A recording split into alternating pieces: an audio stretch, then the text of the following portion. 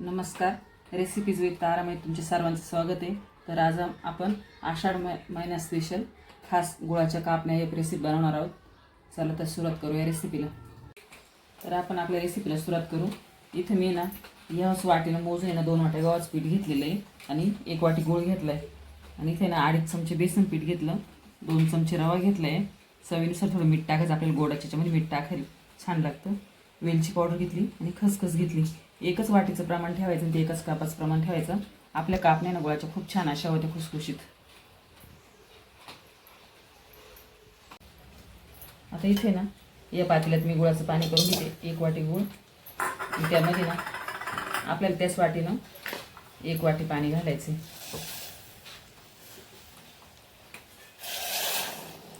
प्रमाणे ना एकदम असंच ठेवायचं, म्हणजे आपल्या कापण्या खूप छान होत्या. आता आपल्याला हा गोळ आहे फक्त विरघळून घ्यायचा आहे. जास्त काही पाक नाही तयार करीत बसायचं, जास्त गरम पण नाही करत, फक्त विरघळायचं आणि गॅस बंद करून थंड करून घ्यायचं.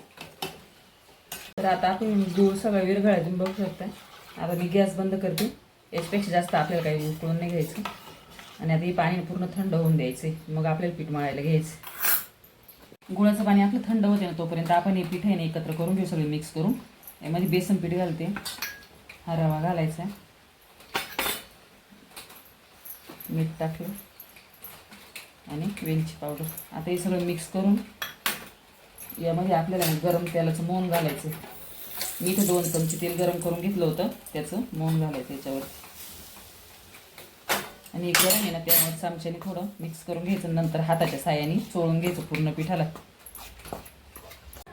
आता आपल्याला हे गुळाचं पाणी थंड झाले, गाळणीनं गाळून घेऊ आणि गाळूनच घ्यायचं पाणी, कारण त्याच्यामध्ये कचरा बिचरा असला ना तर मग तो ते चाळणीत राहतो. थोडं थोडं पाणी घालून आपल्याला पीठ घट्टसर मळून घ्यायचे.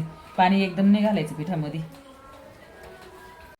आता पीठ मी ना मळून घेतलंय आणि आता आपण हे 10 मिनिटं ना असं झाकून ठेवू भिजायला, कारण याच्यामध्ये आपण रवा घातलेला आहे ना, त्याच्यामुळे 10 मिनिटं भिजायला ठेवायचं. नाही तर लगेच करून घेतल्यास तरी चाललं असतं. रवा भिजायसाठी ठेवून देऊ. आता 10 मिनिटं आपण हे पीठ भिजून ठेवलंय, चांगलं भिजलं. आता याचे ना आपण असे गोळे तयार करून घेऊ, जेवढं लागेल तेवढं. तो पळपाटावर आहे ना चपातीसारखा, म्हणजे चपातीपेक्षा थोडं जाड ठेवायचा, असं लाटून घ्यायचं. मी आता लाटून घेते. तर मी आता एवढ्या जाडीचे नाही लाटून घेतले. आता आपण याच्यावर ना खसखस अशी लावून घेऊ. तुम्ही खसखस आहे पांढरी तीळ पण लावू शकते. खसखस लावून दिल्यावर अशा हाताने दाबून घ्यायची, त्याच्यावर ना लाटणं फिरून घ्यायचं, म्हणजे त्याला चिकटून बसते. दोन्ही बाजून आपल्याला लावून घ्यायची खसखस. दोन्ही बाजून खसखस लावून मी लाटून घेतलेली. आता न्यायची आपण अशी कापून घेऊ. आपण शंकरपाळी ज्या आकारात कापतो ना त्याचा आकारात आपल्याला कट करून घ्यायचे अशा प्रकारे. आणि या कापणे थोडे मोठेच राहते साईजला. तर मी आता या अशा प्रकारे कापून घेतलेले आहे आणि मी आता हे ना तळून घेते. राहिलेल्या पिठाच्या पण तुम्हाला करून दाखवते.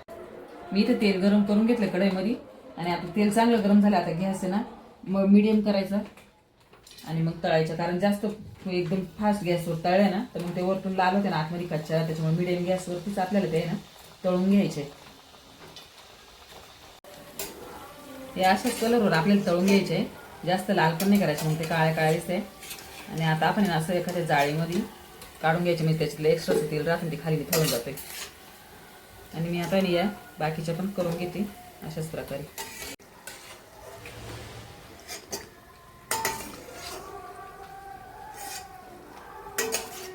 अशा प्रकारे आपल्या ना गुळाच्या कापण्या ही रेसिपी तयार झालेली. आणि आषाढ महिन्यामध्ये गावाकडे खास केली जाते ही रेसिपी.